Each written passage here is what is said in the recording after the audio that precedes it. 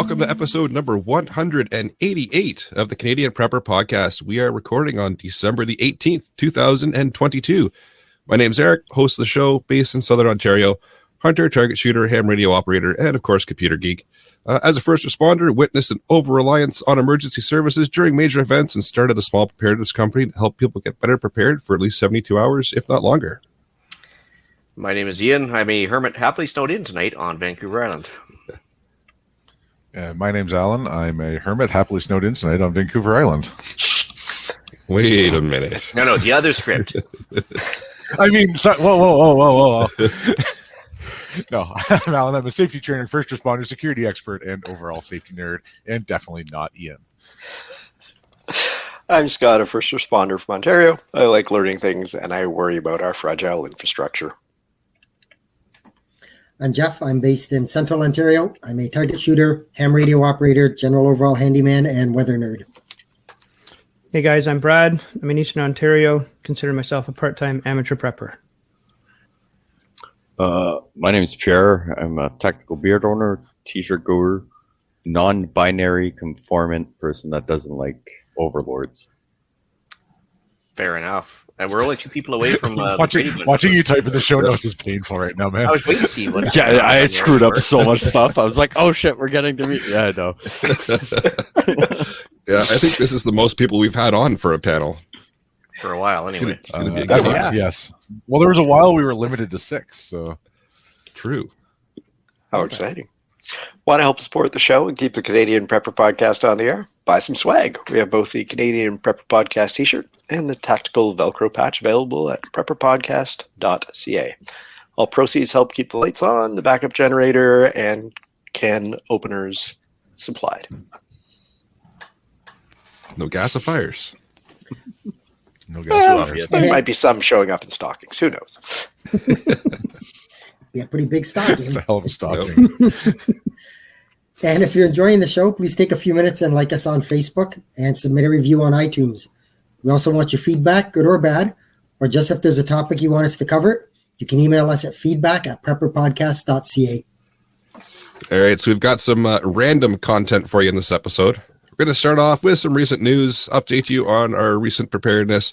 Then we're going to get into the main topic, our annual Christmas chat, and we're going to mix in some everyday carry in there as well, because why not? So let's move into the news. Quick article here from Muskoka 411. Snowmobiler was injured in a collision in Bracebridge and ended up being airlifted to Toronto. So it's going to be that time of year where some of the trails are starting to open up, and please prepare accordingly and make sure you're paying attention when you're out there on the trails. It's not a good time to have to be airlifted from remote areas. Yeah, and being on the executive of a local snowmobile club here, the trails aren't even open yet. So I don't even know what the guy thinks he's doing out there. But good luck with his insurance and his potential lawsuit for driving on a closed trail. No different than driving on a closed road. So yeah, be smart I help about out it. I help out with that Skidoo Club too, and I quite enjoy the why are the trails on open messages, and they start right about now. As soon as the snow starts to fall. But how far is Bracebridge from you guys? Is it part Half an of hour. the same? Oh, okay. Well then, yeah. Half an hour, 40 minutes. Yeah, Disregard the trails the are nowhere 45 near seconds. ready. Nowhere near ready. No. Disregard. Nope. Tell them if they're getting antsy, they can go to Santa's Village. Or The something. only snowmobile trails that are open in Ontario right now are way north. Cochrane's open. A bit of an area around Smooth Rock Falls, Kapuskasing. They're open limited, and nowhere else in Ontario is a trail open yet. No. Didn't you guys have a big dumping like a month ago, and did it all disappear? All Pretty well disappeared. disappeared. It's snowing right now, and they're saying we could get, depending, areas could get lots of snow in the next week or so, which would be fine. But, I mean, we have to get the snow first and the cold. So still not going to be enough to open the trails for at least another month or two. Don't you still need like a good deep freeze to get a like rock hard base? absolutely. Yep. Oh, yeah, to get the swamps to freeze and that, yeah. And the problem is if you get the huge dumping of snow, it actually insulates it, and then it doesn't freeze. So Yeah, but I've watched lots of videos where if you just go full throttle across the water, they most make it across. Problem Still- solved. Yeah. There we go. Just fucking give her bud. That's all. don't let off. All the gas, throttle. no We'll brakes. probably Yeah. make it. There we go. We solved that problem. Just seeing I those mean, faces actually Instagram are may have pretty lied impressive. to me, but No, It's on the internet. It has to be true. absolutely. Awesome. Okay, I do have a long drawn out story here. There is a point to it. Bear with me. All right. So last year, for various reasons, we were told to do certain things to keep grandma alive, and think about grandma, type of thing. So, anyways, in the interim, our government's been spending money like crazy. A couple of news articles I had in here: 333 million given to Southeast Asian countries in the last week by the government. Another 500 million this week to Ukraine, and now all of a sudden, I guess also this week in various news articles. They're telling us that they can't afford healthcare funding. The two might be related. Well, just cancel the checks. Yeah, and The so three so maybe. interesting enough, because of the healthcare funding, of course, the first thing they're saying is, well, grandma, if you're a burden on the healthcare system, have you thought of maids? And so they're actually encouraging people to kill themselves just in order to offset the cost of the healthcare system, which I thought was interesting. Now, the reason I'm talking about this, not for the political aspect, Pierre, but honestly, as part of your preparedness, has anybody thought about doing a living will, just in case you don't want to have somebody use maids on you while you're knocked unconscious or whatever? Just it's one of those things to think about. That actually, I kind of was thinking about that, and the fact that, have you discussed it with your spouse if you want them to pull the plug or not? And it's just something that came across my desk here this week, and I was like, yeah, something we've never really talked about is like what to do, speak for yourself. So I thought you were going a different route where I was just going to have to shoot someone and then save the money from the healthcare having to do it. My bad. I misunderstood that. No, I said you had to bear with me because there was actually a non-political reason to talk about this. So, Well, anyway. has there not been at least a handful or more of, and again, this goes back to our illustrious government telling our military veterans that you were asking for too much, but they'll give all this money out. And now that these military veterans are suffering, have you thought about assisted suicide if things are bad? Well, Jeff, how about it's Sunday, government? not Monday. Yeah, we're going to skip over that part. We're going to skip over the actual funding part. I'm just saying, because of the funding, they're shorthanded. They're encouraging people to suicide. Yeah. But if your kids are thinking, well, grandma and grandpa, they might actually be a burden on the healthcare system now. They've had a car accident and they're unconscious. Maybe we should just kind of pull the plug. And if you have a living will, you can actually say, hey, I don't want somebody to pull the plug. I want them to keep me alive as long as possible because I might recover, or my belief structure doesn't believe in that, or whatever. I just thought it's something that, it's one of those we talked about. I think we've talked about wills. And I think we've talked about kind of, I guess preparedness for medical stuff. We never actually talked about what if you can't speak for yourself. So That's I have actually a two really, things really to good say point. about that. Yep. What's that? This is a good point. I have two things to say about that. First, I think Ebenezer Scrooge got it right. Let them die and decrease the surplus population. Bah humbug? That's it. Second, we're going out on our own terms here. That should be plan one, and plan two should be with your spouse and your partner. Like my far better than my half, and I have discussed it at length. And like we have a whole like if then Checklist. checkbox, and when we meet those criteria, we're going to go for a long walk in the woods, and only one of us is going to come back. Kind of like the old people in the iceberg type of thing up north. Or the Viking funeral ship and whatever. Yeah. Oh, yeah, fair enough. Yeah, but like, is it a rock, paper, scissors thing about who comes back? No, it's situational dependent. I was going to say, when don't hand down the it's my Infinity time to Gauntlet. go, I've said I will unalive myself long before I ever need to be in assisted living. Like we're just not doing that. I've seen those conditions. I've worked in those conditions. I will not subject myself nor the family to that. So when we get to that point and we have that criteria, that's when we make that. That's when we take that walk. Yeah. My wife works there now, and she works in a residence, not a long-term home or retirement home, and it's bad. She doesn't like it. She unfortunately found a resident 2 years ago deceased did everything that she was supposed to do, but it still hit her hard. And we've both agreed that when it comes time for that, neither of us are walking through those doors to never walk out again. I can take care of that, buddy. I know you can. I'm there for it. I know you can, but I know you can. I know you got my back. Pierre's got the solution. His motto is reach out and touch somebody. Absolutely. Just From a really long distance. From a distance. Just a tip, I promise. Yeah.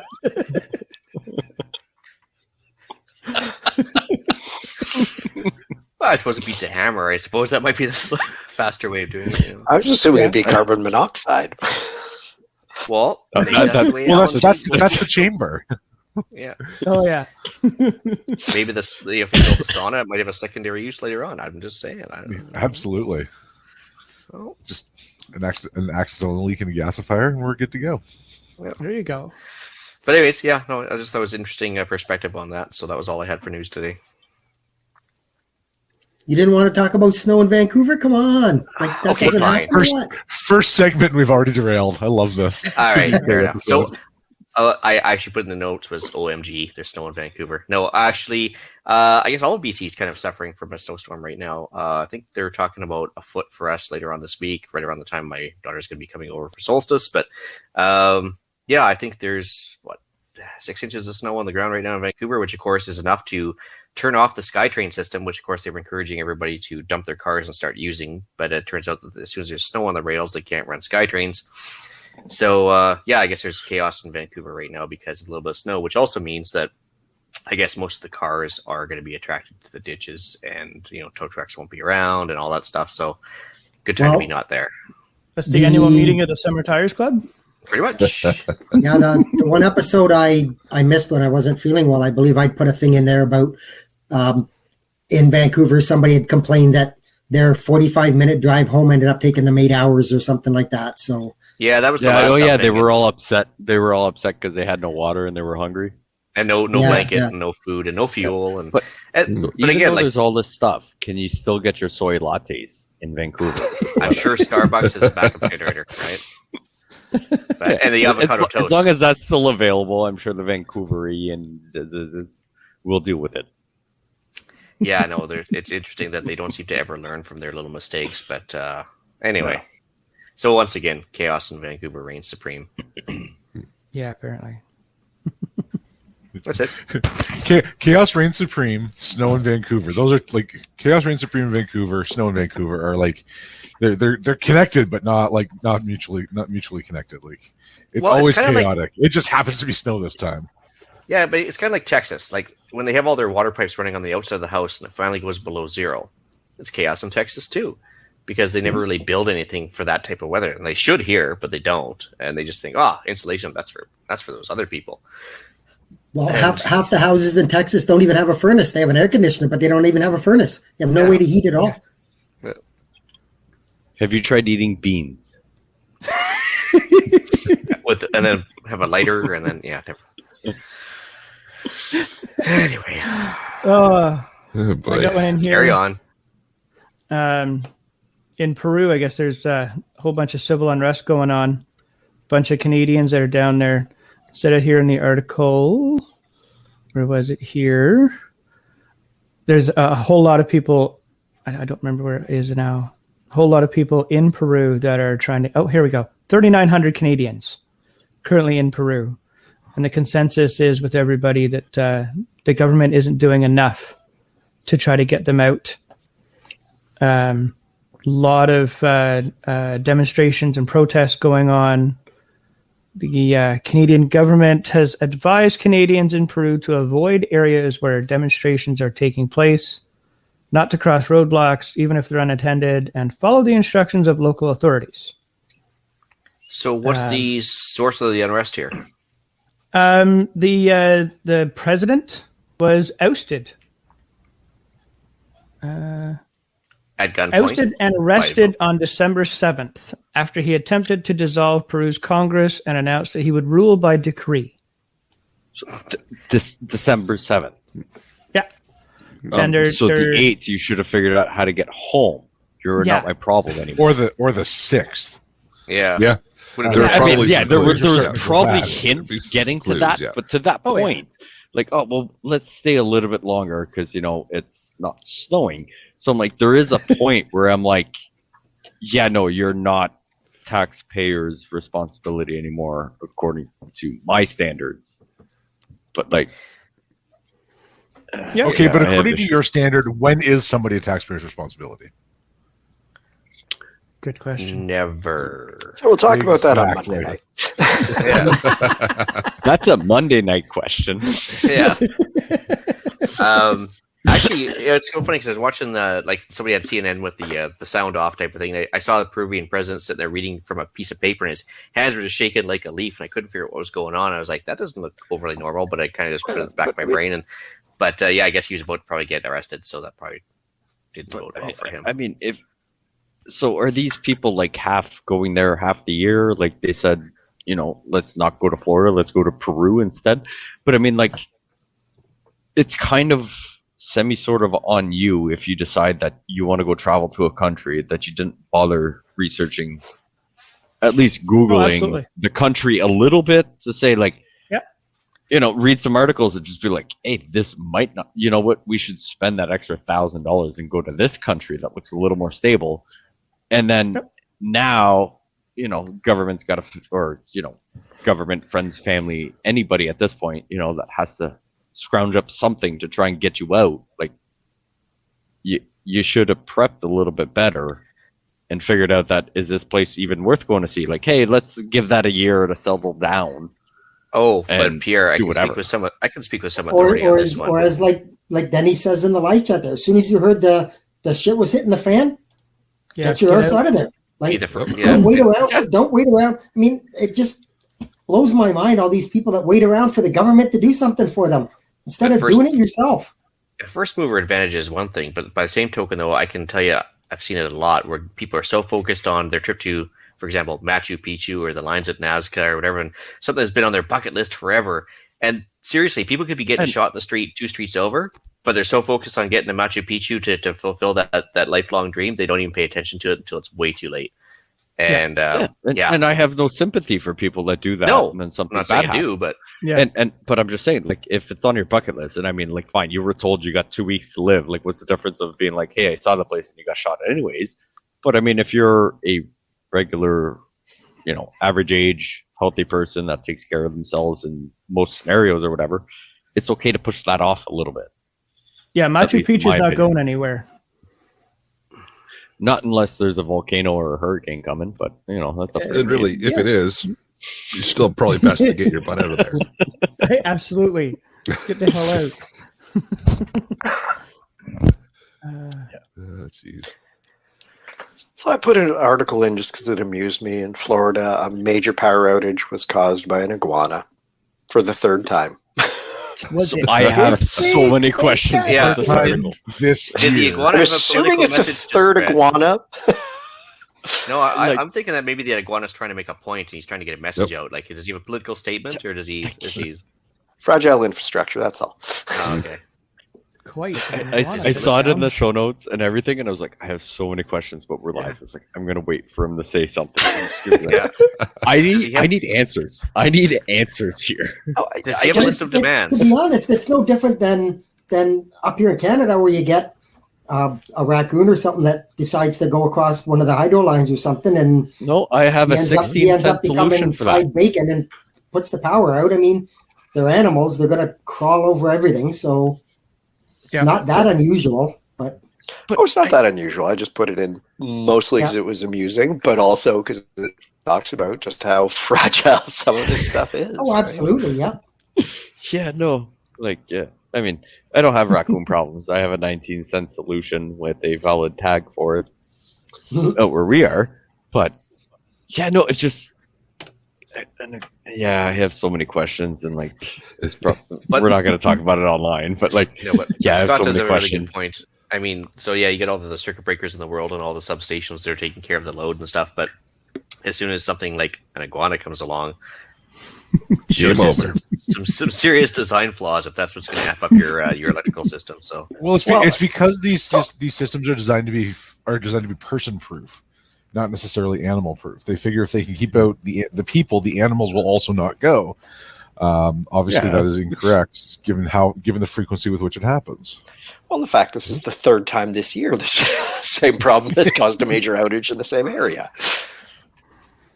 Sounds like they've identified an Which is issue. why I have so many questions, because it's the third. Well, like, has this not happened before this year? Like, did they not know that they should maybe get some iguana-proof fencing or something? I don't know. We are not going to talk. We're not going to back off. Significant overlap between the smartest iguanas and the dumbest Floridians. So episode Florida 189 is going to be prepping for iguanas. Iguana proofing your food stash. All right. Yep. Step 1, live in Canada. Yep. Step 2, don't leave it on outside. Awesome. Let's move into what we've done for prep, shall we?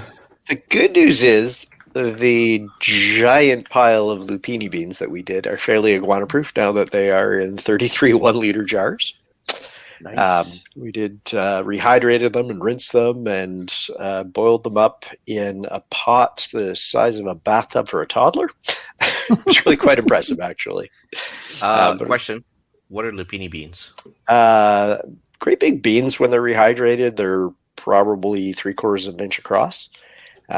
Just kind of in with salt, and you just pop them in, kind of like a protein source. You just kind of slowly eat, like if you're eating like a snack food.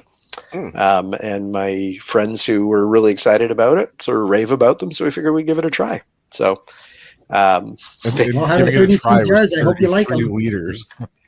Well, we gave them most of them, and we kept a few for ourselves. So, I wonder if it's the same as what they call broad beans. There's like they're dried and salted normally for snack food, but I don't know. But I don't know. I'll let you know when we get through a few liters if Neil would gas fire to heat up the place. You know. Yeah. I did some plumbing repairs around the house, which I'm really pleased with. I always like being able to fix things myself. And I did a little bit of prepper Christmas shopping. I was trying to think what to buy for one of my mag buddies who may or may not be listening. And I was in one of our hardware stores around here that I'm pretty sure is run by preppers, just based on some of the things they sell. So I thought, what's something that I would like? I'll buy it for him. So, good idea. Worst case, you get it regifted to you next year. Well, that's kind of what I was going to say. If they don't like it, you can just say, well, give it back to me and I'll take it back and return it eventually. I'll get you something else. So anyway, it was a lot of fun. Cool. Nice. I did a lot of snow moving in the last 3 days now. We had a lot of snow come here. A little bit of fuel rotation. Picked up a few pantry items, and working on fixing my snowblower slowly. I'm not mechanically inclined. Never taken apart a snowblower and carburetor before, so it's a YouTube university. Learn as I go, nice and slow, but I'm sticking at it, and I'm going to rely only on myself and not my very good friendly neighbor next door who lent me his snowblower to do my yard and whatnot with, and I promptly returned it and had it full of fuel and said, thank you very much. I might need it again on the next snowstorm, depending on the repairs. And he said, sure, anytime. So, is that a engine thing or the actual impeller thing? Engine thing. Oh, okay. Engine thing. I was very stupid. Last year, the snowblower crapped out at the end of the year, and I didn't know why. So I started trying to diagnose it very slowly and one thing at a time. Took the spark plug out. I got busy with some other things and was fairly certain I had put the spark plug back in, but I had not. So the whole thing seized up, and I've managed to get it rotating again, and now it's just trial and error just to see exactly what happened last year to fix it for this year, and hopefully I don't have to go out and buy a new snowblower. So just remember, there's always got to be at least one screw or one bolt left over after you put it back together. Oh, Just every because- time. I've never put anything back together and not had any parts left over, but I've never had anything blow up, so I'm good. That's how have you a know drawer you've full. made improvements on it as a result. Yeah, you You're like clearly weight. smarter than the engineer that built it. So Don't get me started on engineers. That was totally pointed at you, Pierre.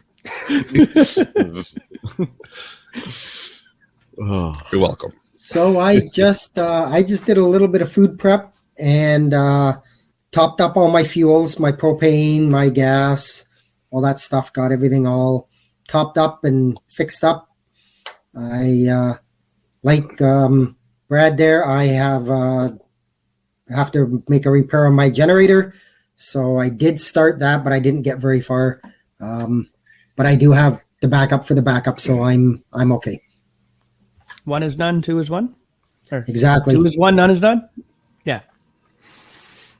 Right, I'm for not buying myself, another snowblower. I'm not.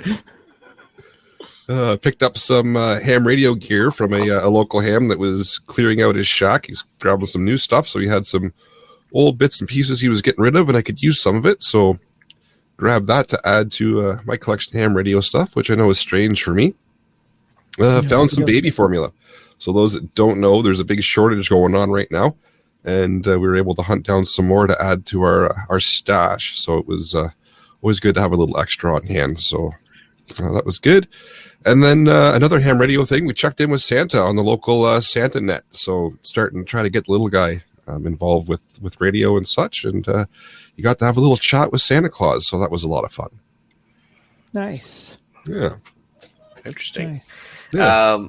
Question on baby formula. Is that like all types of baby formula, or is it just like the I guess there's like a soy-based and milk-based? It's rotating. It's one week there'll be a certain kind in, the next week it'll be gone, there'll be another kind in, the next week there'll be nothing, the next week everything will be back, and then 2 weeks later everything will be gone.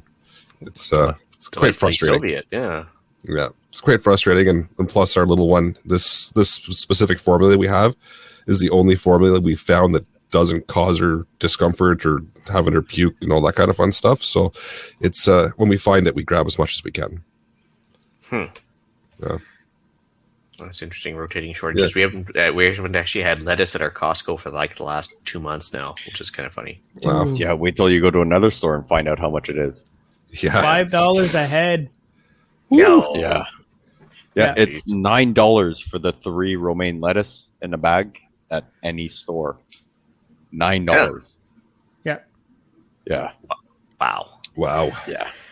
And I'm surprised, Eric, that you're still having a problem getting formula during the summer when we took our Newfoundland trip. My brother has a little one, and we sent him some because we could find some here. And then on the way out, we picked up more of it wherever we could find it. But we heard from him after that when we got back that Newfoundland had tons. That there was no more shortage or anything. And I'm surprised at that. I haven't heard anything from him because he's keeping a close eye on it all over the place to make sure he can get some. He hasn't said anything that there's any kind of delay or any kind of shortages or anything. So that sucks. Yeah. No, we use the Kirkland stuff, and it's been hard to come by. We can't find it anywhere. And we just happened to get tipped off actually today that there was some at the local Costco here. So I ran out, and there was maybe a box and a half left. Snag it all. Yeah, I just snagged what I could, and done. Aaron says it's time to fire up the lettuce grow up on the basement again. The lettuce grow up. Yeah. Not the devil's lettuce. Potato. Yeah, Kale? That stuff is the devil's lettuce. Yeah, it's kind of, it is grinding. Yeah. I mean, I know it's good for you, but no thanks. Yeah. Awesome. As for myself, well, I just got home finally, like 3 months worth of on-the-job training. That's all done with. So, yes, hazing ritual complete. So that means I actually get to have a life again, which is kind of good. So naturally, as soon as I got home, the wife wants to go to Costco tomorrow, so I got to go deal with people again. Sorry to hear that. Yeah, it's like, let's take Congrats a page on from Pierre. finishing the training. Sucks about everything else. Yeah. Anyway, so later in the week, I should get back into full-on prepping mode, but I've kind of basically on hiatus the whole time. However, I guess while I was pretty much away from the house, the wife was busy doing reinstallation in the basement to kind of amp up the R value on that to, I guess, let our wood supplies stretch a little further for the wood heat. As for myself, I bought some projectiles. Because when you see them, you have to kind of grab them because it's like the rule of Costco. don't wait till the next time you come back because they won't be there. So yeah, Like formula. it's like formula or lettuce or anything else right now. It's like, yeah, wow, there's 3 boxes. I'll at least take one if I can afford it and whatever. But anyway, so yeah, busy setting back up the reloading bench here finally. So that's part of my reorganizing of the office since I kind of moved in here and I haven't even looked at it for the last 3 months. So it's time to get that busy with that. Believe it or not, I actually did a CGN deal this week. Come on. Yes. Wow. First Shut one. down. The first one in like 4 months, and actually first one since they brought in the registry. It's not a registry, but it wasn't even like one of those boomstick types. It was actually just a small little accessory, but still, yeah, I was about actually to say, I shocked. was like, it was obviously legal or wasn't a trap, or we're gonna find out in the next 20 minutes because they know you're alive. when they knocked down the door. Yeah, no, honestly, it was like legit, just a little accessory deal, and yeah, nice guy, and so we were chatting quite a bit there, and then yeah, other than that, really the only other thing we did is we had a little local meetup of like minds a couple days ago, and yeah, it was kind of fun. So that's about it. Nice. I did nothing anywhere near as interesting as that. I finished my first college program on Monday. Managed to pull out a 94 final on fire safety. I'm a little disappointed in myself. Do better. That's pretty good. I mean, you could have done better, but carry on. Well, it's kind of like somebody from it's kind of like somebody from Mexico taking Spanish and getting a B. I mean, come on, you know? Exactly. Touche. Exactly. So I've got 2 new courses starting second week of January. That's going to keep me busy for the rest of time, apparently.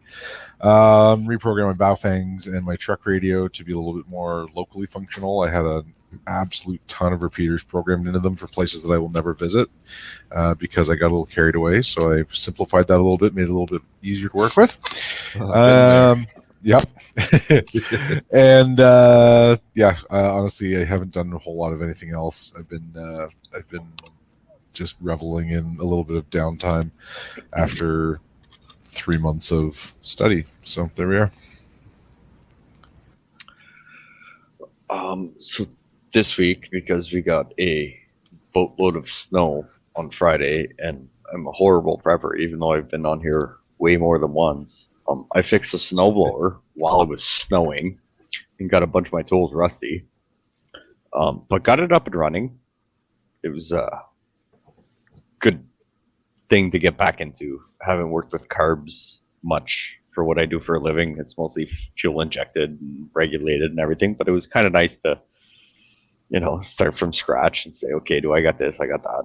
Take it all apart, minus the snow part and the not sitting in shorts, no shirt, and a beer when I should have done it in the nice weather. I mean, you won't do got that it up in and the running. snow? Come on. You won't do that in the snow? Shorts, t-shirt, beer. Depends how many beers I've had. What kind of Canadian are you? I mean, just straight scotch next time. Also, deleting all the apps off my kid's tablet. That's For the reasons. next prep I'm doing. For reasons. You're welcome. Yes.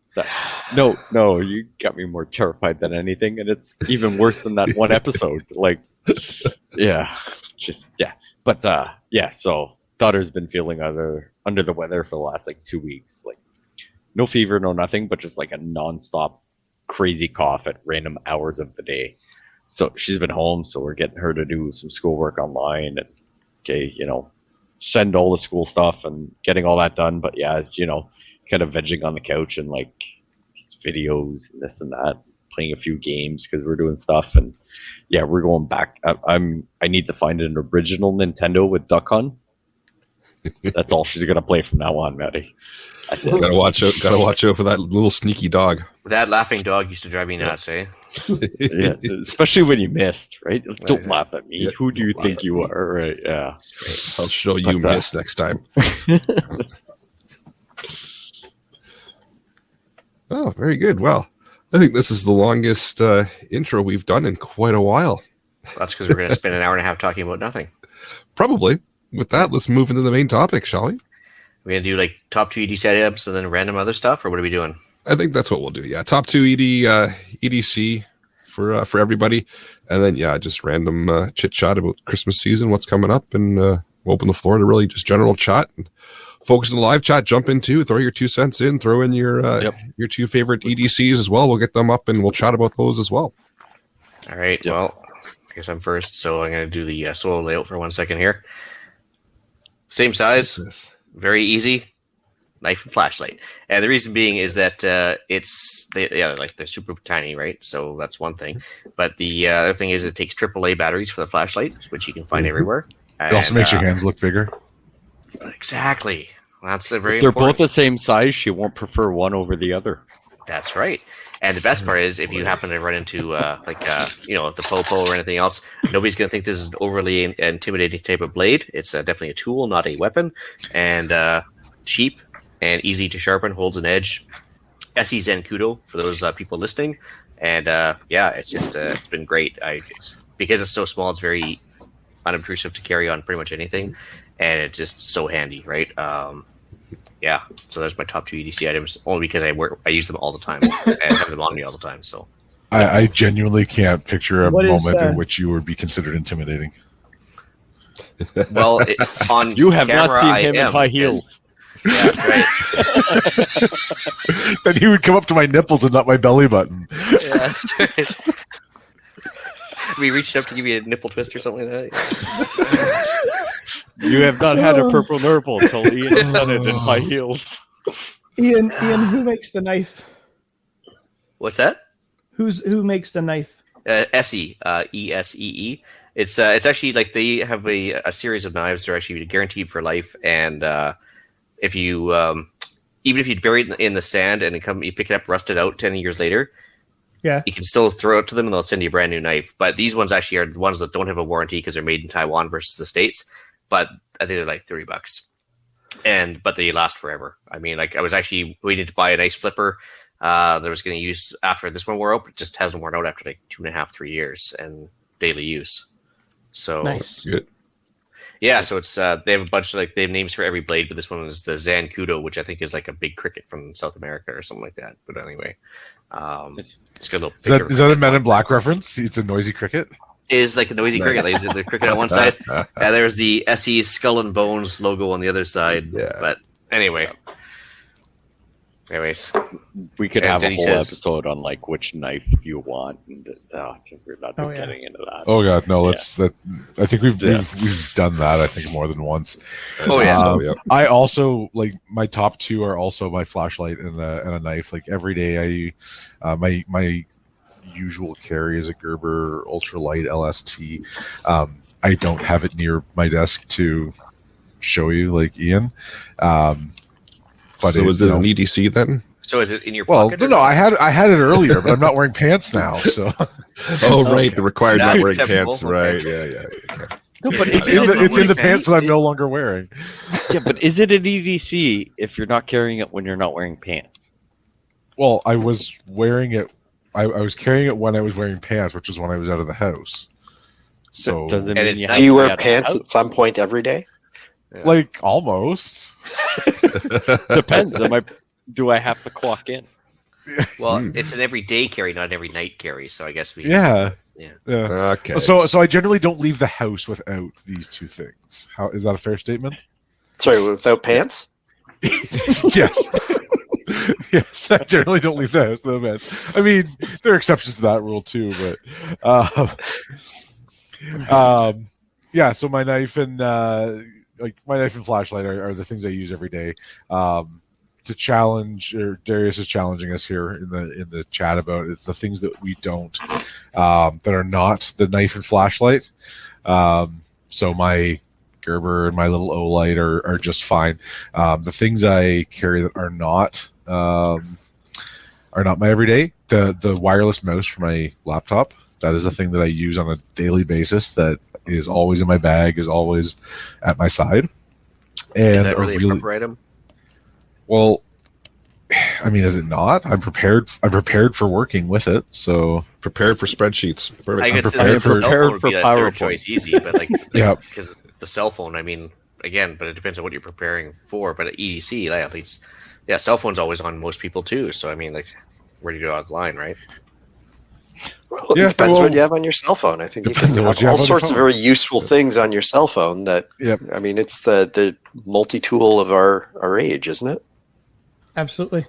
yeah. We should probably do a have whole back in your episode just day? on that. You know, back when Just to scare Scott Pierre. and I were in our early 20s, and they had the calculator watches in the early 80s. I had you know. one of It was an abacus back then. Yeah. the wrist abacus. It was pretty awesome. Yes, that's when I was young. Yes. Yeah. Oh boy. So other than the knife and flashlight that I carry on a regular basis, on a daily basis, when I'm at work, so I would consider that an EDC because it's always on me when I'm at work. I carry a little pair of wire snippers because I like to take extension cords out of service when they're damaged, and zip ties, and I use zip ties for absolutely everything around work. So those always live in my vest, and they save my butt from having to walk all the way back to my trailer and get things and then go back out and do it. So it keeps my productivity up. So Sounds kinky. Darius came right back and said he can't jump on at the moment, but he says a Silcock key, an emergency frequency card, which is useless without a canteen and a radio. But okay. just going around opening hose bibs everywhere, just walking away. Yeah, God, I had nothing to put it in. Okay. Just generally inconvenience people. I do get a lot of enjoyment out of that. I do. So for myself, I carry my knife and my O-light. No, so in reality, yeah, I always have my knife with me. So, but it's one that's got a little seatbelt cutter and a little window Still with the smasher on it. Smith & Wesson, eh? Still, this thing, I have carried this for at least 15 years now. And it's Yeah, I been still fantastic. got mine. It's still in good shape. I just went with this one 'cause it's just a little bit smaller, but that's it. Yep. I Oh, love and this actually, thing.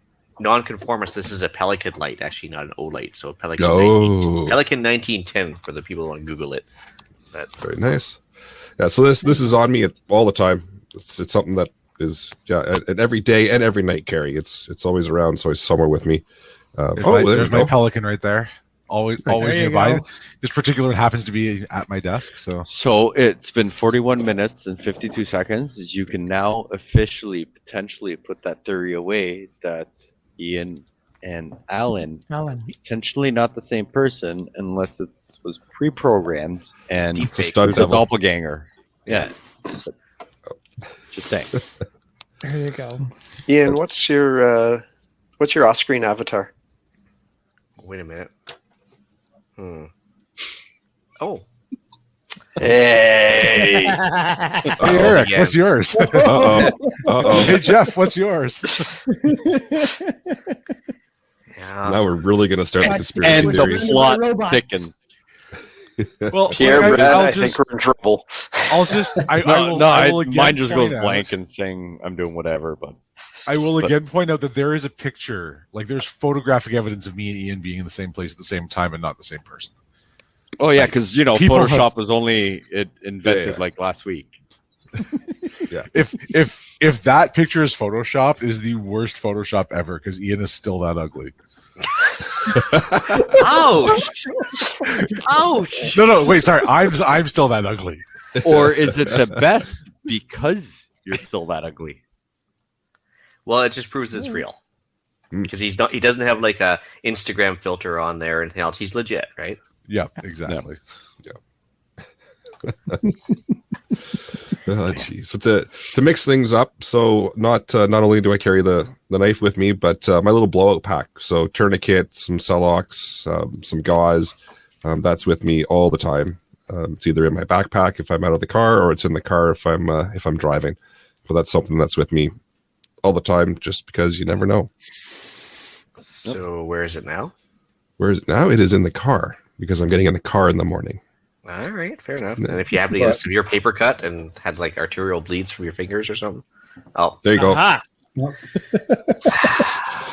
That doesn't apply if it came out of stock. Well, fine. Fine. I might be surrounded by first aid gear right now, but Say, if I had to use it right if this you second, sold- I can use it. if you sold everything out tomorrow, what would you do tomorrow night? Call my supplier and restock. But what in between that resupply and everything? Or But I do the watch same now. thing, and I just pick up the phone and call Eric and say, I "Send me would more." Watch I would watch out for paper because I wouldn't want either that or tonight he's going through his inventory and everything is being deducted -1, so he always has one of everything around. -2, obviously. clearly it has to be -2. Yes. Yeah. What does Scott carry on him? So obviously I have my little Olay flashlight. I'm more of a Leatherman multi-tool kind of guy. I also have a decent first aid stash that's sort of in the book bag that's usually in close proximity wherever I am. But I also carry a little power kit. So chargers, cables, USB battery, so that one of the dynamo chargers that actually works. So that I always have the option of charging my phone, charging USB flashlight or batteries. Or at least works for now. I think those are just in the modern world, like having a dead cell phone, you sort of feel a little naked. So it's always nice to have the option. In terms of things outside of the obvious, I actually have I made up some dog tags for my kids. As ridiculous as that sounds, if we were ever in a situation where we were getting separated, he's old enough to know his name, but she isn't. So I'd far sooner have my name and phone number easily accessible for a return to owner. Let's face it, their OHIP cards would just have pictures of trilliums on them. Mm-hmm. So just sort of some easy way to identify them. Whether you do something, sounds ridiculous, local pet store where they do a little laser engraving and you can type whatever you want, their name, birthday, your address, your phone number. If you want to do something laminated and include a picture of them, so there's absolutely no ambiguity about, yep, this is such and such, and here's the phone number for the parents. Just because, if we ever got imminently, we're going to get separated, I'm going to make sure that there's a return to sender mark on them. I suppose you can always chip them in the nape of the neck too. I just grab a hunk of skin and. Well, I'm hoping to do that, but the readers just aren't that common yet. So if they happen to go to the vet, sure they get read. Just feels awkward, Because you don't even put your kids in therapy by the time they're 18. If you failed as a parent, right? So I mean, we're gonna have lots for the therapist to talk about.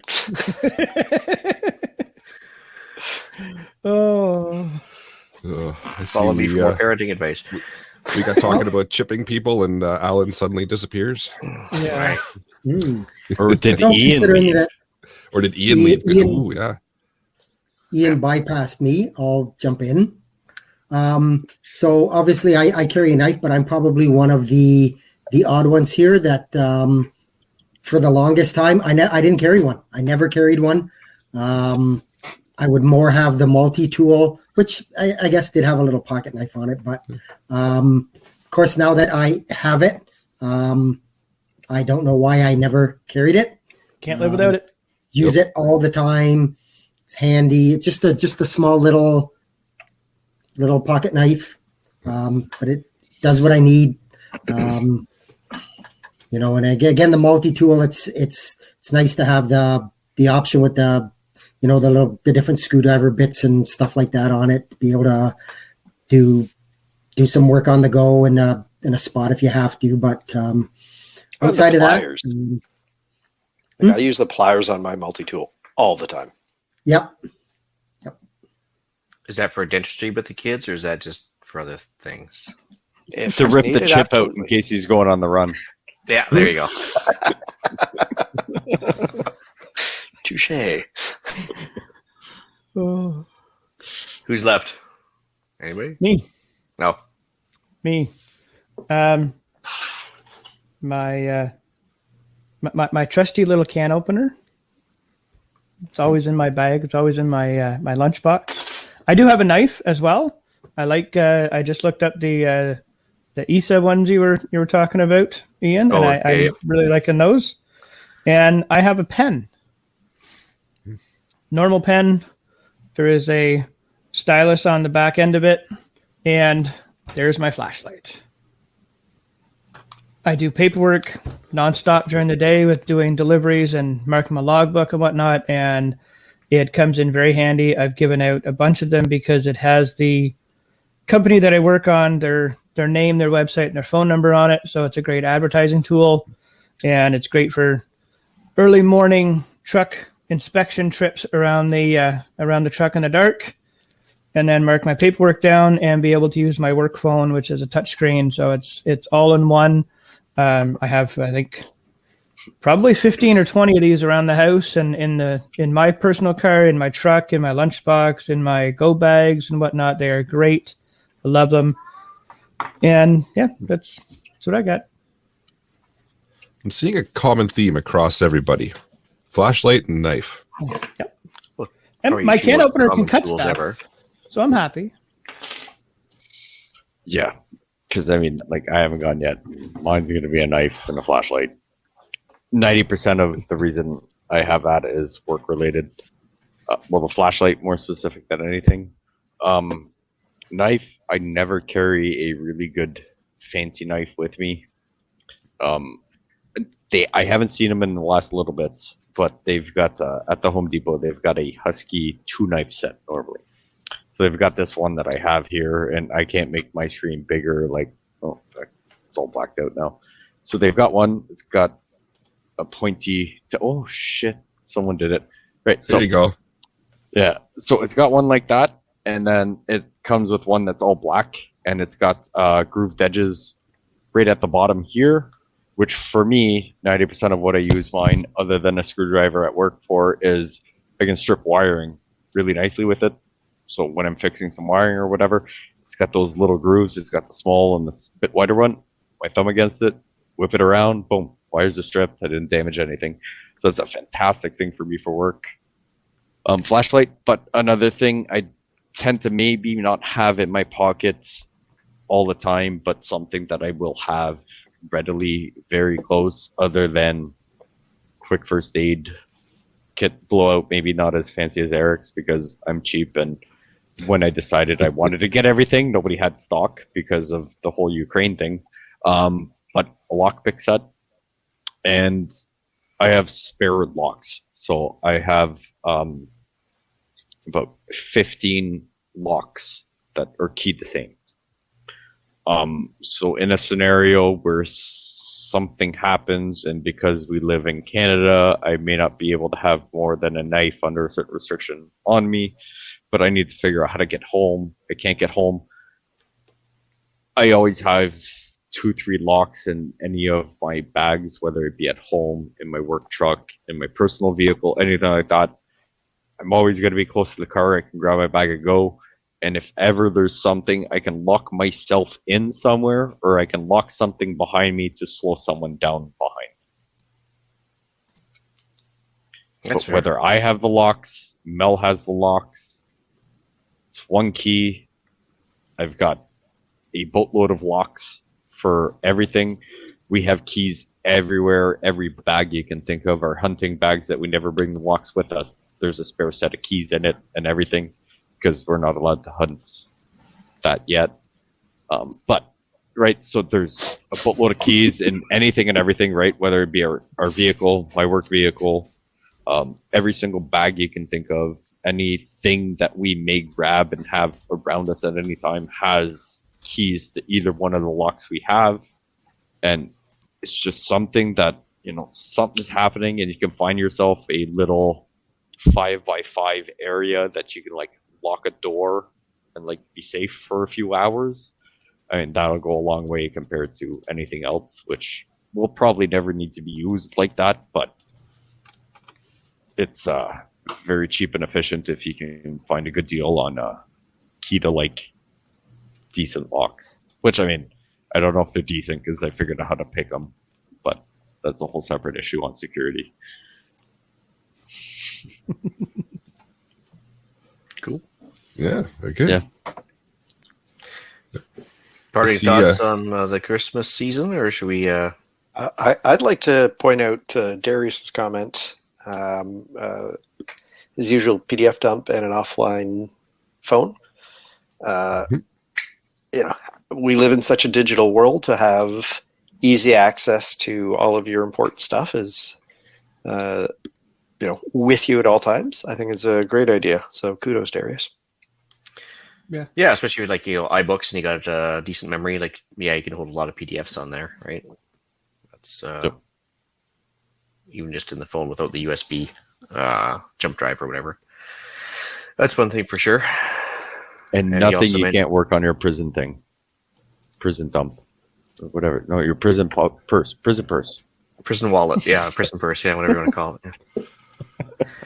Is it technically an EDC at that point? It's not easily accessible per se, but it doesn't have to be easily everyday carry. It doesn't have to be readily and easily available.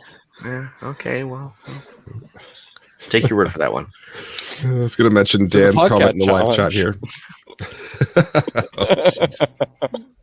Do not. Yeah, no. So Dan's comment here in the live chat talking about a Smith & Wesson EDC knife with a window punch and belt cutter. Pretty sure that's the one I've got. It's the Extreme Ops one.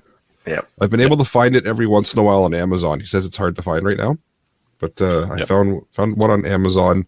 There's a couple online retailers too that carry them from time to time. So I'll look around and see if I can find where they're posted. If I do, I'll mention on the show in the future. Yeah, I have one of those in my truck secured to the visor of my truck, and just if something happens, I drive way more kilometers in my work truck than anything else.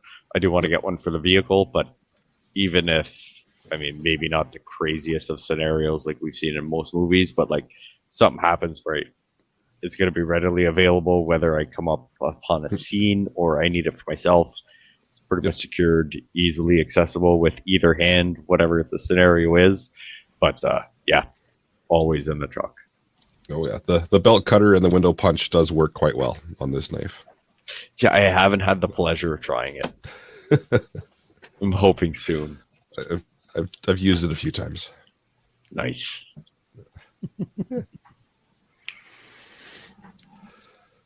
So we're going to talk Christmas a little bit, as everybody's ready to go. Any thoughts on gifts for a certain prepper, or ideas you could put out there for people listening that might have a prepper on their list and they're not quite sure what to purchase? Well, clearly a flashlight and knife would go a long way. Absolutely. Why would you say that? That's ingenious. Yeah, no real idea. reason. Just a thought. But I would never have thought that. At the same time, though, a lockpick set. It's not an expensive purchase. Mm-hmm. It's legal as long as you're not doing something illegal in Canada. Right? If I'm if I'm trespassing and I have it, then you can get charged for something else. But you're on your own property or whatever, you just want to practice on your own front door. It's not a bad thing. They're not crazy expensive. It's a little bit of a niche thing, but I'm once you really start getting into it, it can be fun when you pick a lock. You're just all of a sudden you're whatever character you can think of out of every movie, right? The Italian Job. You're that chick that finally turns around and sees what's in the safe, right? You just feel like an absolute badass. It's a dollar store lock, but still, right? But that feeling's there, and you can work your way up. And I'm it's something you can do.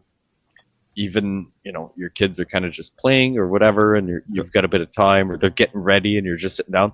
It's not something hard to do. Something you can carry on and work your way to. By far, I would 100% recommend a lock picking kit for someone. Yeah, if it's it comes in handy in the most random of scenarios that you would never think it would come in handy in, until all of a sudden someone's like, "Hey, I can't get into this, or I can't open that," or "Oh yeah, I can solve that." And then, funny enough, right when we got our lock picking kit, just 2 hours later, finally picked the lock, and I think it was my daughter is in Girl Guides. And they got to the building and someone screwed up and then wasn't there to unlock the building and all this stuff. And I'm standing there and I'm just well, I got a pick set in my pocket. I just need consent of the owner of the building, right? To be within the guidelines, right? But but it also took me 2 hours to pick one lock. So I was I got a feeling I'm going to be here until the next time they're here. Cause I'm it's a fairly heavy duty door. So Brad at the time. I called him after, and I was like, "Buddy, we need to work on a lockpicking set, like Yep. skills, right?" Because I'm like, it was a whole thing, right? They had this whole thing, and like they had some of the girls show up in like fancy dresses. They had like a princess night for something, and like everything got ruined for a few people. And I was like, I kind of feel bad, but I was like, I also didn't want to take up their whole night being like, hold on, just another few minutes, right? So, but in that scenario, right? Because they were talking to the person that owned the building, but they lived so far away and they couldn't get a hold of someone. So they just said like, hey, sorry, like there's not much we can do. You know, someone screwed up somewhere. But I was just suggesting that you practice a skill and get competent with it. That's so weird. Yeah. But Depends and the cool on thing on the depends skill, on the scenario. but by the same token though too, it adds to your mystique. If all of a sudden you just like whip out the lockpicking tools, you just whip open that door and people are like, where did you learn how to do that? And it's like, well, it's a long story. We'll talk about it one other time, you know. Don't ask questions you don't want answers Yeah, to. be a man of business. Because I drove here, I haven't had enough to drink to have this conversation with you. I one day would very much love to pick a lock using IV supplies on a call. Like that's sort of one of a career goal for me. There you go. Yeah, well, it's hard to pick a lock with rubber tubing though. I was talking more about the needles, but you know. Okay. Well, you know, if you're going to be specific, I suppose. Why? How do you pick locks? I use rubber tubing. Maybe that's why it's your ultimate goal to finally get one. Just pick locks with my boot. Problem solved. That's right. Yeah. That's another skill worth trying. Fine. So I wasn't kidding too much about the flashlight for Christmas. A little late for most people, I think, nowadays. But because you have to order them off AliExpress, and probably get here in like 6 weeks or more. But the little 50-cent flashlights, if you have a beginner prepper, and you're going to definitely make them actually carry this a lot more likely. But for the sake of it, takes the CR 2032 batteries that everybody has. You can easily replace the battery anywhere. Yeah, you can put that at the end of your at the dollar store. Yeah, you put it inside your wallet. You can put it at the end of your purse handles if you're a lady. I'm not judging Pierre. Or you can Thank you. Well, you put it on your. I said at the beginning, I'm non-binary. Yeah, that's right. And so, but yeah, I mean, most people just be thrilled to have this little headlight because I mean, it's flashlight season, right? Like the days are like 16 hours of night right now for most places in Canada or more. Mm-hmm. And so to have something like this handy, instead of fumbling for a flashlight that you may not have on your person because you're not a prepper or something, you get them into the mode like this and they realize how handy it is. Might get them thinking maybe a little more proactively, I guess. Next thing you know, they're picking locks. Yeah, I have exactly one of those on my house keys. Yeah. So if I forget to turn an outside light on or something, or I'm late getting home and it's dark and you can't see, it's always there. I need it. I need my keys to get in the house anyways. It's always there. I've got one of those small ones. Yeah, for the sake of these things, are great little stocking stuffers and everything too. So yeah, you might as well. Yep. I've had both Jeff and Ian's in years past, and both of them work fantastic. I do like the one that Ian has a little bit better because it's a little bit smaller and easier to replace the batteries, and you can hook them anywhere. Oh yeah. And Jeff, my sister had one of those for I want to say 10 years, and she was in university. She had lots of nighttime classes, and it was great to shine that in some of the dark corners and whatnot. She was walking to her car, and she loved it, and I got her 2 more of them in the years following, and I have to find out if she needs another one. Well, because everyone wants to use their phone as a flashlight, but if the phone dies, then kind of half your preps die for the most part for most people. But one of these things, it's never used, except for as a flashlight. And again, batteries are easy to find and replace and stuff. So yeah, it's just a nice little add-on for most people. And like I say, like for me, and that would just be my advice for everybody is put it on a keyring that you use all the time. So you always have it. Like I say, it's on my house key ring. So I've always got it. Yep. It's not like I need it. I need to go looking for it, or I need to try and find it. I know it's somewhere. I'm not sure where I put it. It's always there. It's always on my key ring. I know we've talked about headlamps too. I absolutely love the headlamp. I'd probably count that as one of my EDCs, whether I'm doing work around the house or whatever. It's a flashlight, plus I have 2 hands available. Yep. I have one in my lunchbox just in case my pen light doesn't work, and I need some bigger light when I'm inspecting the truck in the morning that I have both my hands free, and it's a better light. And I can even put it down and have it sit on the ground or on the deck or something to shine a light on somewhere. Yep. It's a great little tool. Or you want a prepper Christmas gift? The gloves, those little flashlight gloves we got you last year. Oh yeah, though They I don't fit. remember where they are. Yeah, I know but they're in a fit. bag somewhere. I don't remember which one, but yeah, they're Yeah, awesome. they're a little sock. They go over your index and your thumb, and you push a button, and there's a light on your thumb and your index. So like, if you're doing stuff around the house, whether it be electrical, plumbing, or whatever, you've got 2 lights on each hands directly where your hands are. Yeah. They're fairly inexpensive. Canadian Tire. I saw them in the impulse aisle in Cornwall this afternoon. They were $8. Yeah, they're very Temptation Alley. cheap. I hate that thing. Oh yeah, Yeah. it's great, I- but it's horrible. Like, I don't know how durable these things are. I don't know if it'd be like something you want to use all day, every day. But I'm like, just, you've got low light, crappy power, and you've got something leaking under your sink instead of, because kids nowadays can't understand the fact, like, they've never held a flashlight for their dad like we did. So Yeah. you might just be better off having the gloves on your hand. But like, yeah, that's a fantastic thing. And even just having them walking around the house, if low light, power outage, or whatever, they do go pretty bright. But yeah, that impulse buy is just, I don't know what the heck they're called, but they're wannabe gloves, and they've just got little lights on them. $10. It's night light waterproof. $10, $9.99 on Amazon.ca. There you go. I'm looking at them right now. Yeah, Yeah, those are we got exactly what you guys got me. Yeah, they Very might nice. not be the best. They might not be the most durable, but I'm like, they're very cheap. Something to try out. I'm sure there's a very expensive product and like more durable somewhere, but yeah, it's pretty cool. It's a pretty cool tool, that's for sure. Very nice. Cool. Yeah, so obviously we're talking, darkness, a lot of darkness going on with Christmas, power outage season. Well, we talked about power outages before. Same thing with wood stoves. I mean, fireplaces are going to be in use, so this would be a good time if Alan was here to talk about CO, but we'll skip right over that and go straight to the fire extinguishers. But good Christmas gift idea as well, if you want to get him in the mood for prepping. I buy them for the family every year. Just a package of hand warmers. Yep. Throw them in your car. Throw them in your carry bag. Whatever. Just something handy to have. Yep. Yeah. Talk about heat. I say to people, I have some sort of a backup heat source. Those I can't remember what they're called now. They're the small propane, the buddy heaters or whatever. Buddy heaters.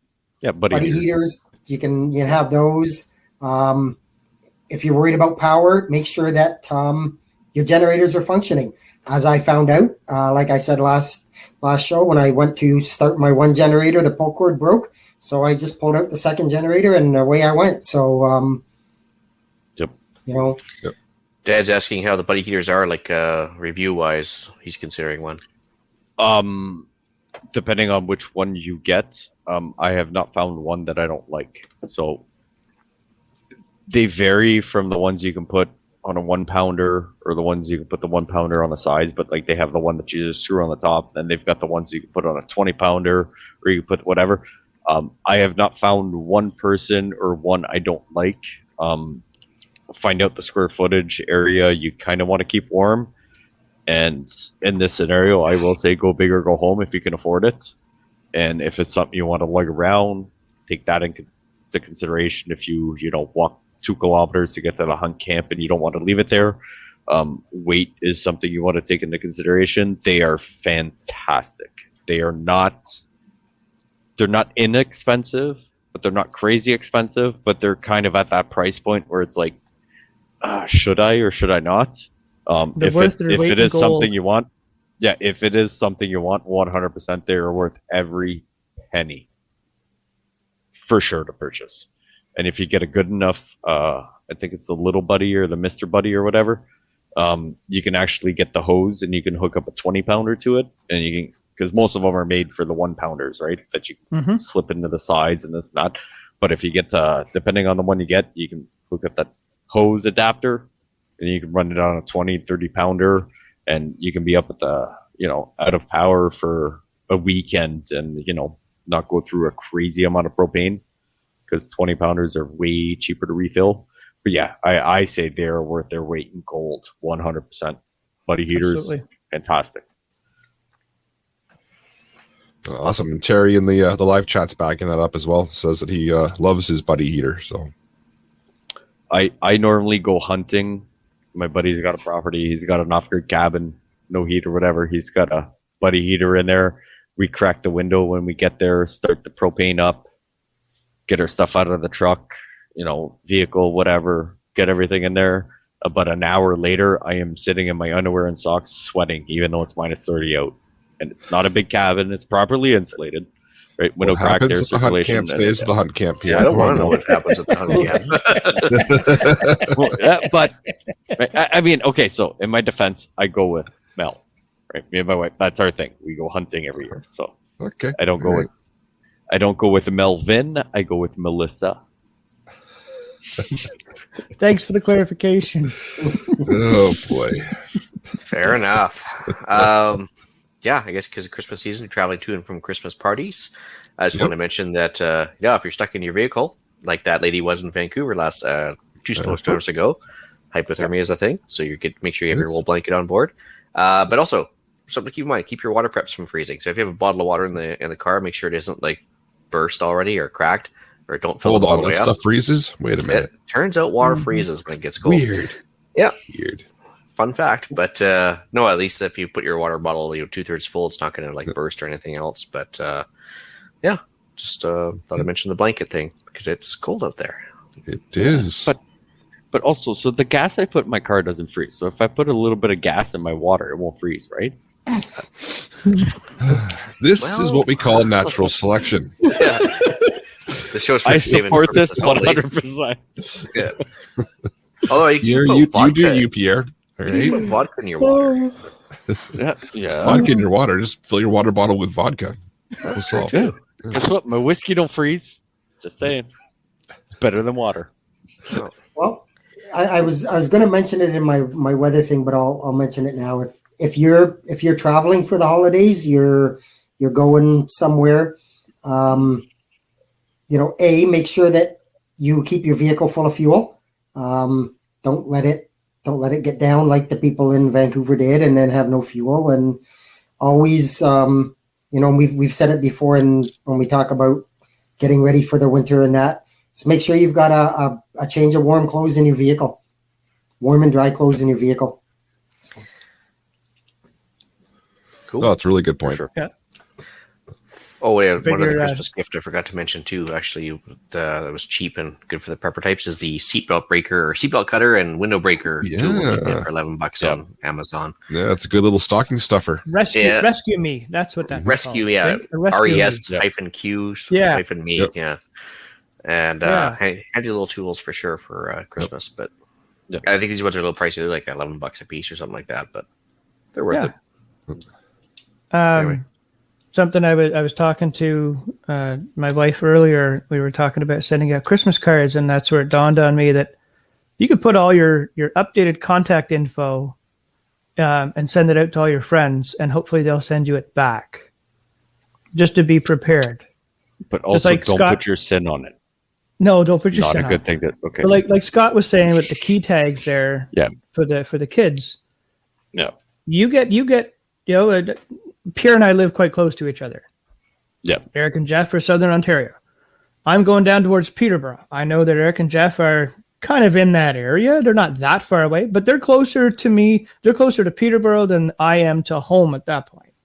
If I know where they are, I can give them a call, send them a text message, something. Be I'm stranded. I'm stuck. Whatever. Broke down. Hey. But if I haven't talked to them in a few years and they've moved, I show up to Eric's old address, I'm still screwed. Or you're And maybe making I've new walked friends. there. Yeah, I mean, Yeah. Very, very good point. So- Maybe they're a better also, prepper than you are. But My Wow. recommendation is go to Eric's because Jeff keeps saying he's going to steal Eric's preps. I realize that means you got to go to Jeff's. I was just going to say, go to X all you want, because they'll have all this stuff, and go over there all you want. There'll be nothing left. So Jeff's Just not a- replying just a where he update. lives. update all your contact info with everybody as to phone numbers, email address, physical address if you want to. So yeah, if you know that people are like, if I know that Eric is coming up this way for work or for personal, and if he has my address, then hey, you get in trouble, stop on in. Yep. And you just have to get a bunch of people to kind of sign on to that plan without worrying about OPSEC and PERSEC and everything else. But it's a thing. Yeah. You know? But I mean, it's also people you want to come over. That's true. People you would actually want to back you up. Yes.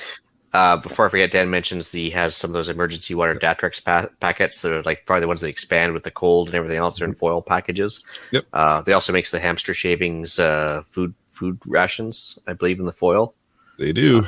The compressed shavings, yeah. So it's a good company. I don't know how much they charge for those. Yeah, As I leave a some of those in the gag car. I've never had them burst on me. But also as a gag thing, on Amazon you can buy dehydrated water cans. You just add water to it or whatever. Just as a complete fun gag thing. Just because. But you could probably actually get someone where they're like, oh my god, thank you, and they're like gonna put it in the car and not realize it's a joke. But yeah, if you just want to do the joke thing, there's lots of joke stuff. Just Like look up really, the most dehydrated craziest thing water you can- is way lighter than water. Much easier to carry. But just like handing somebody that's just new to shooting a 308 and telling them to go crazy, or put their shoulder up against a tree before they shoot or something, that's right up there with putting the dehydrated water in the car. It's like you don't want to deter them from ever doing it again, like as far as preps go. So No, but no. So that goes to your more 'cause, experienced prepper. Because they'll recognize the joke of it. So that'll either get them to giggle and be more into your mag, or that gets them an easy way out of your mag, where you're like, or they I don't just have to- target I you don't for have to the worry about collapse, right? Absolutely. Which, I mean, if they haven't figured out that was a joke and they're pissed off on the side of the highway being like, there's no water in this dehydrated water can, I don't think you have to worry too much Again. about them taking anything. Well, you'll be able to loot their Again, we house. call after that you die. natural selection. Yeah, that's right. That's right. I love natural selection. Yeah. All right. Does anybody else have any last second things to add to the list? Or You guys were talking about alternative heat sources, and I put in here alternative light sources, batteries. Pierre and I were talking 2 weeks ago now. You had that power outage over there. Yep. You guys brought up the ring light, so I found a ring light the other day at the dollar store for $4.50. That's USB powered. Pick up some. Yeah, these things. Yeah, those things. Ring light. Yeah, so last year there was a joke thing where I got a green screen in one of these, but I'm like, yeah, they're USB port. And I'm like, if I lose power, plug a battery pack in there, a 20 milliamp, it'll last all night. Put that in the living room. Nobody's bright. going to walk into a wall. it's like a magic ring. It makes your background disappear. Yeah. Yeah, buddy, you should And see then the I background. found these at the dollar store. 3 AA batteries, 3 different light levels. yeah. I turned one on. I turned one on at 2:00 this morning, just before I went to bed. Finished wrapping some presents and watching a movie. Turned it on 2:00 this morning. We turned it off at 1:00 this afternoon, and it didn't look like it wasted any battery, like strength wise. 3 AA batteries in there. 450. That's all right. Yep. Oh, Said to the wife, we're going to get a few more of those. Place those around the house with good batteries in them. Leave them for when we need them. Yep, for sure. that's good. So, Just Very Scott nice. Davis. No, I'm still here. Oh, good. Okay. Feel free to chirp, whatever. No. Did you want to add your stuff there at all?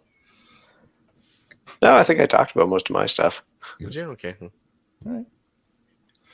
Cool. Well, with that, maybe we'll move into the podcast challenge then.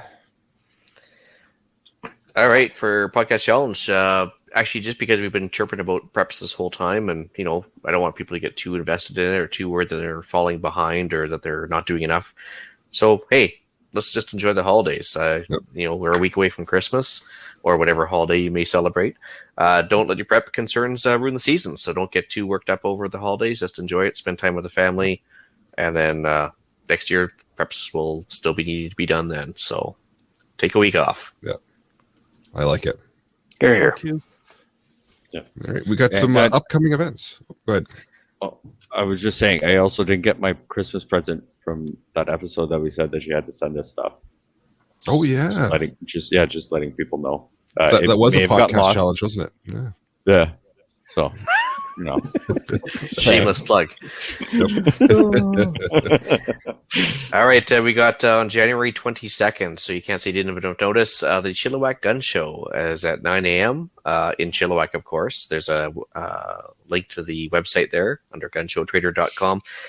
Not for the guns, but for the like-minded people and all the accessories you'll probably find there on the cheap because there's no deals at a gun show for guns.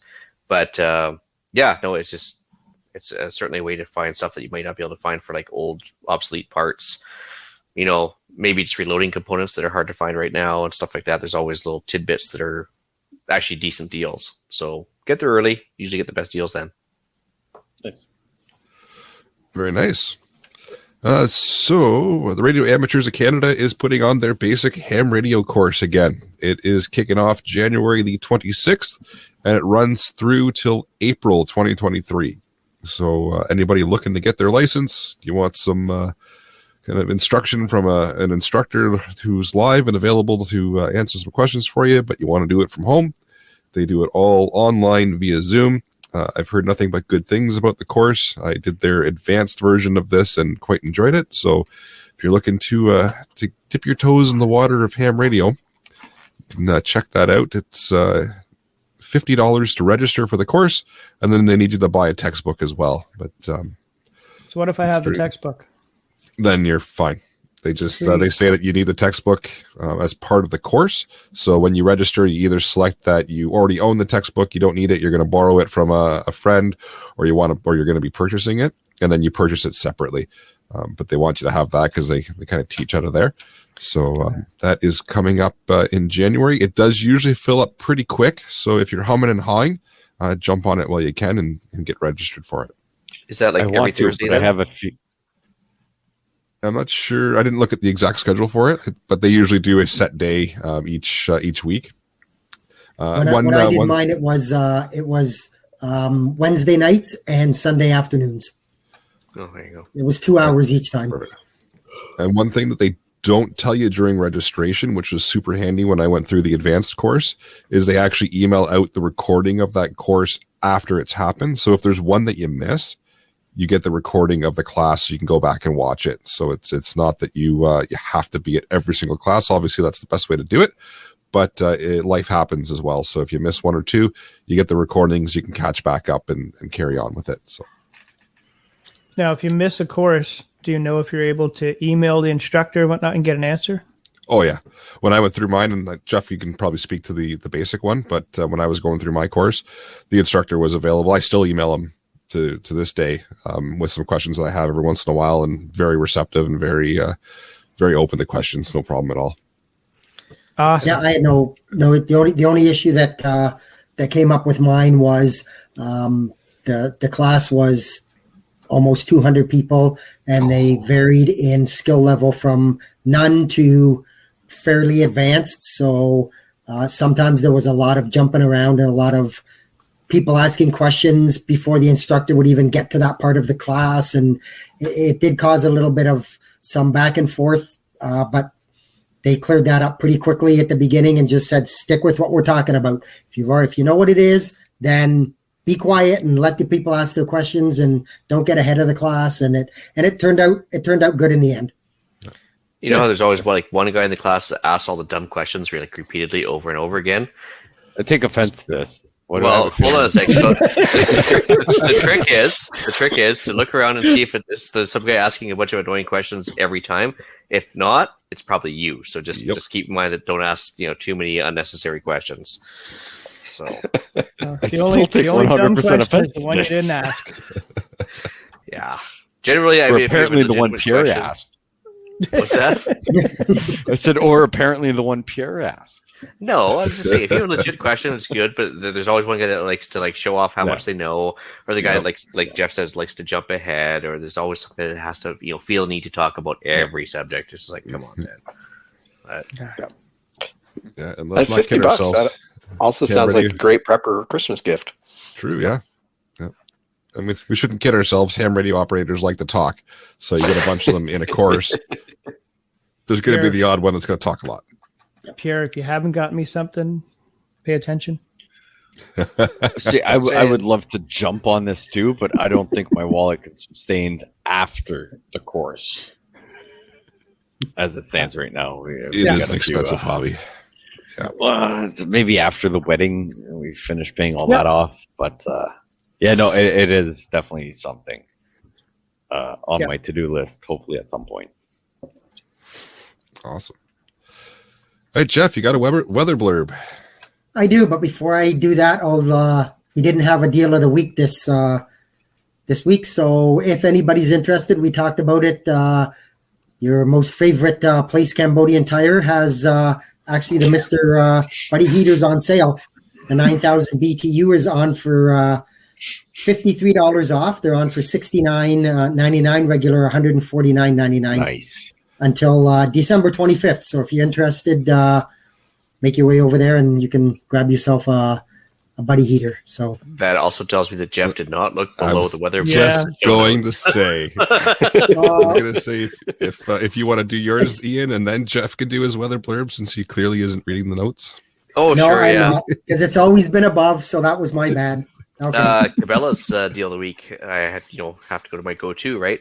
10 amp hour lithium battery for potential solar systems or ham use. It's called the Markham Brute 12 volt 10 amp hour lithium battery with the charger. It's 25% off, so it's $35 off, and the link will be in the show notes. Down to $109. And it's lithium ion, so it's a thing. It's not cheap, but it's And also, just to clarify, it'll be below the weather blurb. Next time, yes. Thank you, Pierre, for your observation. Clearly, there were strong winds, and it just pushed that down the.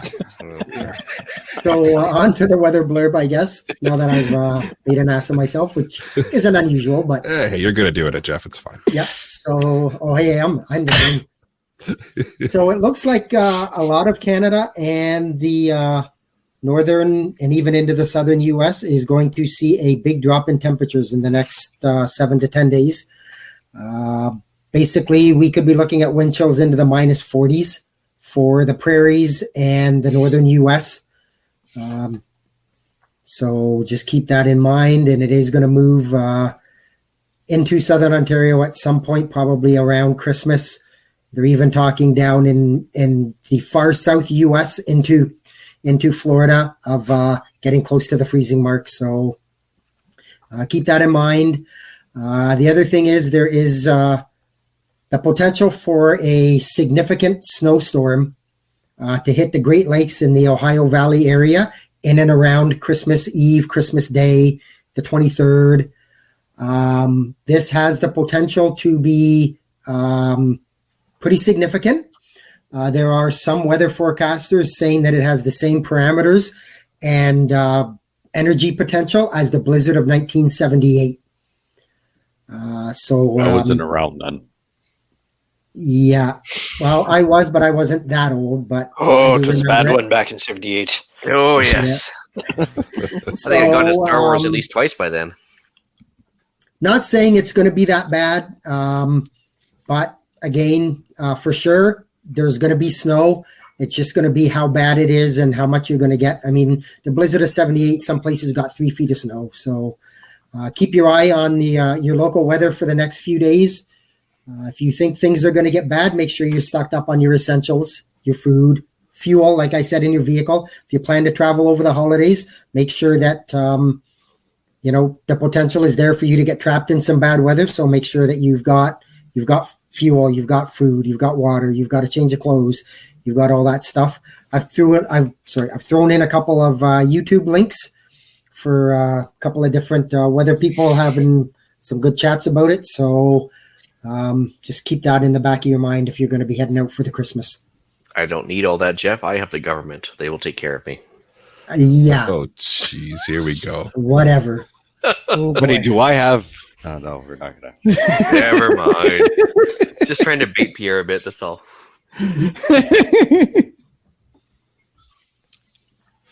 All right, so we've got deal of the week to get into. Oh, wait, we already did that. Yeah. Twice. Anybody on the panel have any shout outs? No, sir. I'll give a quick shout out to Brad. Thank you very much. The other day when I wasn't sure what was wrong with my snowblower, he was in town. I was at hhome and picked up some spare parts that I didn't need, but not be bad to have. So thanks for picking that up, buddy. That's what we're there for, right, man? You bet. Merry Christmas to all you filthy beasts on the panel and out there listening.